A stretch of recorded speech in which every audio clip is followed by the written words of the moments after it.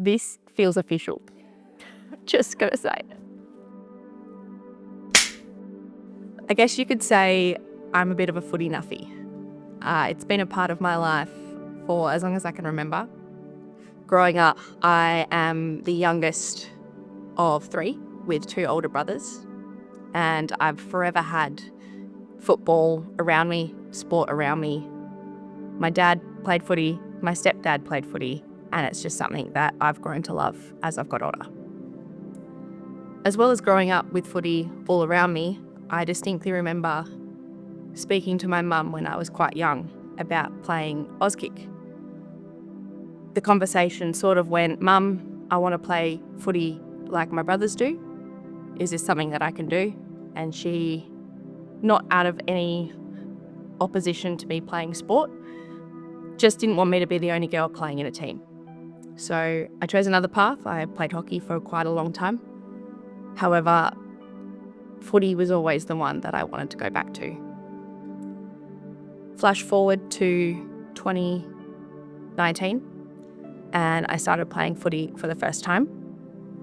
It was an experience where I finally found a sport that fit who I am. I was able to develop the skills to move my body the way I needed. I got stronger, I got fitter, but I also met so many people that have made my life what it is now. Footy has a way of teaching you the cruelest lessons, but also the best lessons. It's taught me how to be a leader. It's taught me how to have resilience, how to treat my body well so that it can produce the skill that I need. And I think it's also allowed me to be a good role model for the students that I teach at school, because I'm now a PE teacher. Back in 2021, I learnt the hardest lesson when it came to sport, and I ruptured my right ACL playing footy in an amateur league. And it was something that completely shocked me. I didn't quite expect how hard that recovery would be, but it also put a bit of fire in my belly to be able to get back to where I was and maybe extend myself a bit further. I learnt that within sport, you have the most incredible connection with the people around you, and teammates have a way of really driving you to get better. And in that case, it was for me to get back on the field. Flash forward to 2023, and I was doing my first pre-season with West Perth. I was a new girl coming in. I didn't really know anyone, but I saw it as an opportunity to learn everything that I possibly could, take it all in, be a sponge, and really immerse myself in a higher level of football, which I've always desperately wanted to be a part of. A bit of imposter syndrome, but at the beginning of 2025, I was voted in as co-captain, something that I have so much pride in saying, that I lead the most incredible group of women and have the most incredible support around me. Being a footy nuffy, I just think that that is an opportunity where I just get to live and breathe football all the time. So it's something that I'm super passionate in. But 2025 has also taught me another cruel lesson, in that you can work as hard as you like and you can put everything into the sport that you love, but sometimes it still likes to, I suppose, remind you that you're human. So round 7 this year, it was West Perth versus East Fremantle. They're a bit of a pillar in the competition. They're really tough, they're fierce, and West Perth Women's had never beaten them in the comp ever. It was just after half-time, we were losing the game.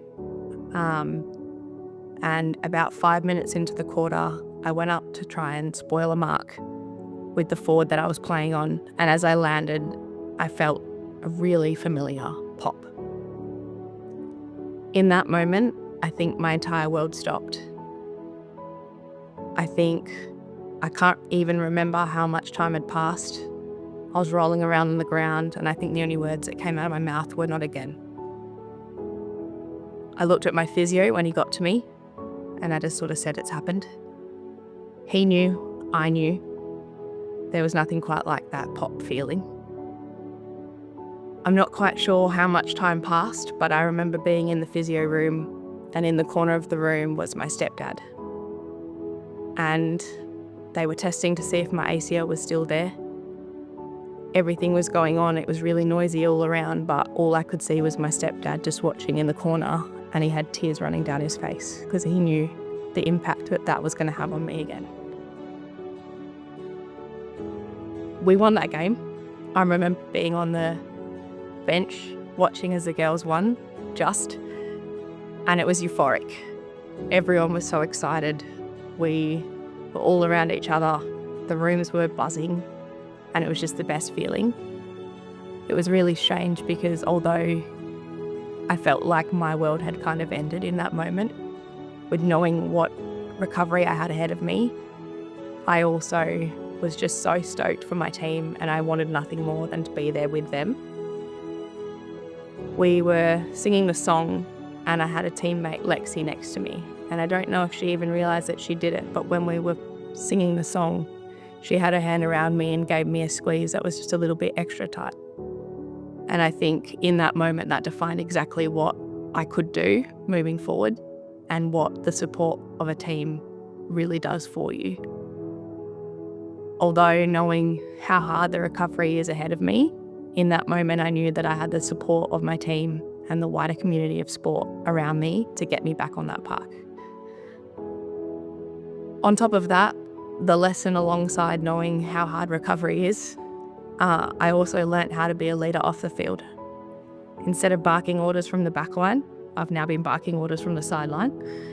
But in that, it's taught me that you don't actually have to be entirely a part of that 21 on the field to be making an impact. My teammates have been an incredible part of my recovery, from the first runs to the ridiculously boring rehab movements in the gym. There's always going to be someone there at the club that is going to help me alongside.